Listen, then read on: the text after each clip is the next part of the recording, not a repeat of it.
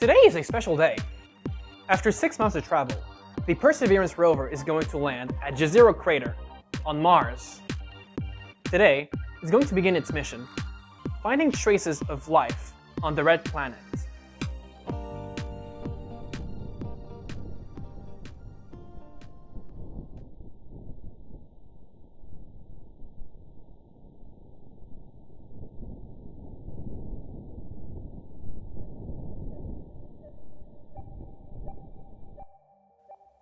Yeah, Mars has a reputation of being dead, lifeless, sterile, lethal even.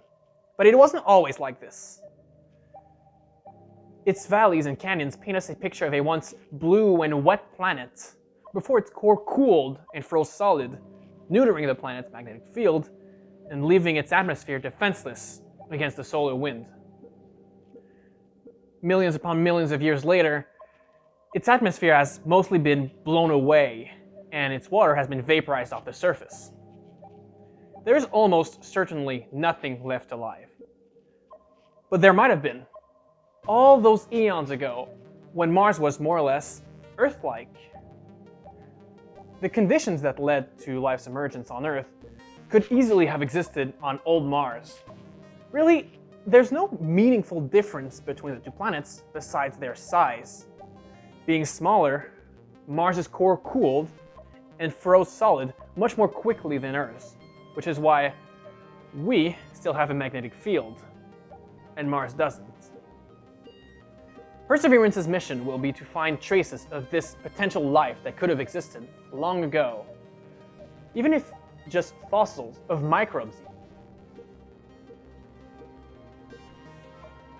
What differentiates Perseverance from all the other rovers is that it's not just a one-way trip. There's only so much instrumentation we can pack into a single rover. We can't just pack up an entire lab and ship it to Mars. Well, not yet anyway. But what if we could bring Mars back to the lab? Perseverance will look for rocks that were either formed in or altered by water, or soil containing organic molecules. The samples with the highest chance of containing traces of microbial life. Jezero crater was chosen because it used to be a lake over 3.5 billion years ago. Erosion and traces of clay minerals carried by water show several river channels spilled over and into the crater, ending up with a lake. Conceivably, microbial life could have existed there at several points in its past. Once the rover has identified a rock it deems interesting, it'll drill a sample of it and hermetically seal it in one of its 43 sample tubes, at which point nothing can contaminate the collected rock. Perseverance will carry the samples until a drop-off location has been selected, a location identified by well-documented local landmarks and precise coordinates where the Perseverance team can later send a subsequent mission to collect the samples and return them to Earth. How we'll ship those rocks back to Earth is a problem for another time. But once we have the samples back home, they can be studied in biosafety level 4 facilities, the highest level of biological containment. Not because we're afraid of any Martian superviruses, but because if we're going to find microbial life in Martian dirt, we have to be sure it came from Mars. Which means we've got to make sure we didn't send any Earth microbes with the rover in the first place. So it wasn't just assembled out in the open. It was assembled in a clean room, a special laboratory where high levels of ventilation ensure no particulates can make it inside and interfere with the science. By the way, here's me in a clean room. Besides that, every part of the entire spacecraft, not just the rover, was manually sterilized with special sterile cloth and alcohol wipes. Those parts that were durable enough were heated to between 110 and 200 degrees Celsius to kill any potential remaining biological contaminants. And those parts that couldn't be heated were manually sterilized with hydrogen peroxide. This entire mission was held to a higher standard of sterilization than even surgical tools. So, what happens if we do find traces of life inside those samples? Well, it all depends on how conclusive the evidence is. Do you remember a few months ago when we got a little preview of what such a discovery might look like? In September, and out of the blue, Nature published a study on Venus's atmosphere, phosphine gas in the cloud decks of Venus. Phosphine is a biomarker. On Earth, the only known process for its production is through anaerobic organisms, microbes that don't consume oxygen. It's also produced in the gargantuan pressures of Jupiter's scathing atmosphere, but those are conditions that don't exist on rocky planets like Venus. In 2017, Dr. Jane Greaves and her team pointed the James Clerk Maxwell radio telescope at Venus to observe its radio emissions. They detected dips in brightness in the radio waves, specific wavelengths that were missing in the spectrum of light reflected by Venus. Specifically, the wavelengths that phosphine absorbs. It took 18 months of analysis and a second independent detection with a different radio telescope to convince the team that they had indeed detected phosphine. Then, it took several more months of research to investigate every process that could conceivably explain the presence of phosphine in the atmosphere of Venus. But the best predictions came short by several orders of magnitude. What's more, the detection was made inside regions of the atmosphere where the presence of life had been conceivably suggested by astrobiologists. Hadley circulation cells are regions of the atmosphere bounded by circulating air. Hot air rises at the equator and cold air falls at the poles. This creates a cell of air continuously cycling between the two regions. At Venus's mid-latitude, where the phosphine was found, it takes about 70 to 90 days for a patch of air to run the entire cycle. It's a relatively stable environment, and it's been speculated that microbes could reproduce in this environment. So it's a little conspicuous that a biomarker should be found within these Hadley cells. But then again, despite the sensational headlines, scientists are still very hesitant to call this a detection of life. It's certainly as close as we've ever gotten, sure, but there's still so much we don't know. All we can say right now is that there's some unknown chemistry going on in Venus's atmosphere. Life is just one plausible explanation. Unknown geochemistry is another. Or the fact that we don't know really anything about Venus's photochemistry, how its atmosphere reacts with sunlight. So there's still very much a lot of wiggle room for non-alien related explanations.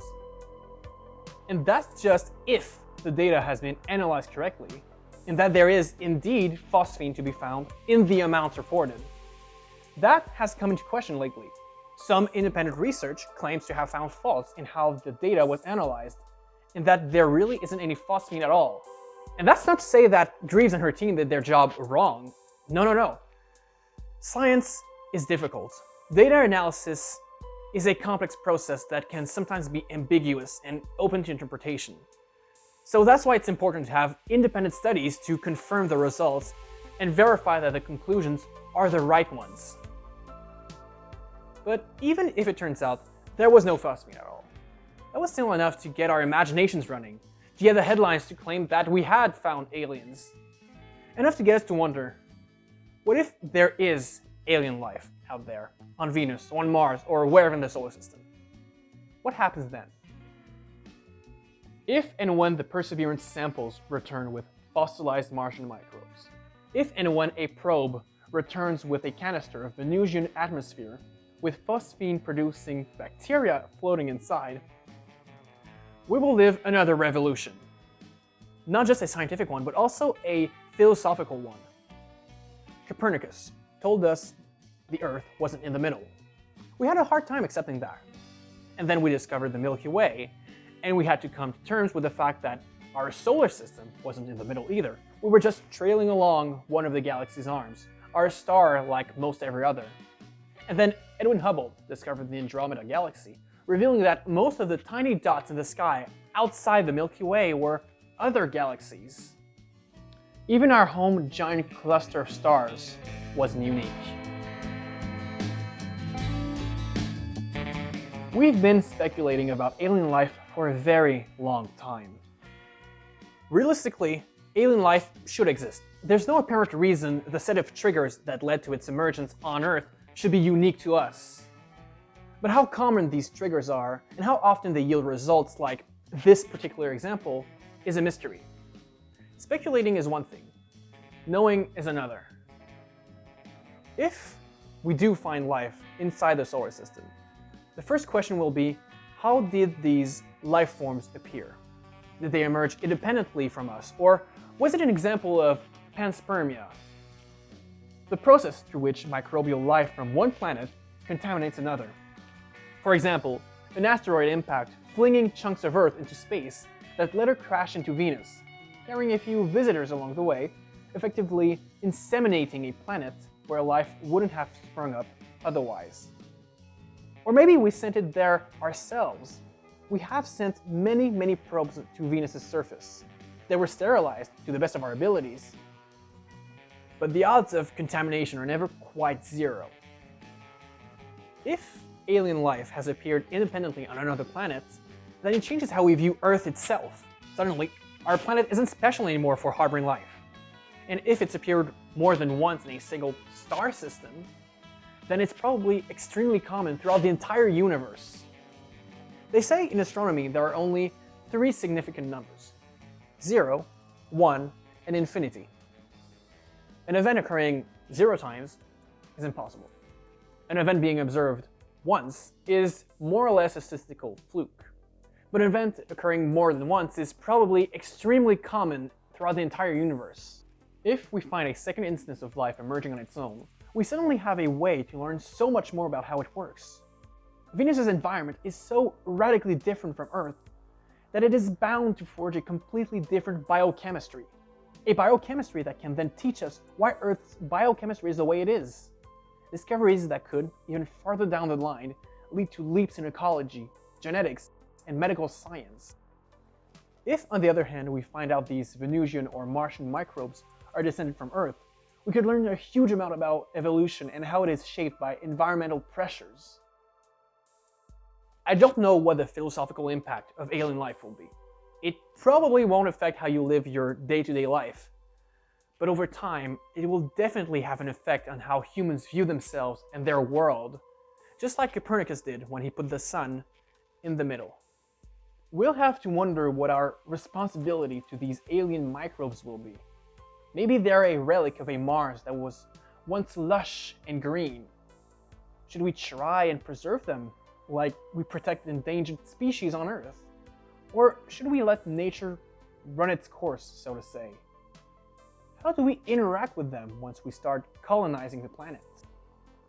And if we find out we sent those lifeforms there with our probes, it would be pretty easy to view it as a mistake, an abomination that shouldn't exist, that should be erased if at all possible. But maybe it's the opposite. Maybe that makes it our responsibility to protect and nurture it, to own up to that mistake, in a sense. Maybe we're not ready to answer these questions. But if we have enough suspicions to send multi-million-dollar rovers and probes to bring back samples for us to check, maybe the time we have to answer them is sooner rather than later. Cheers!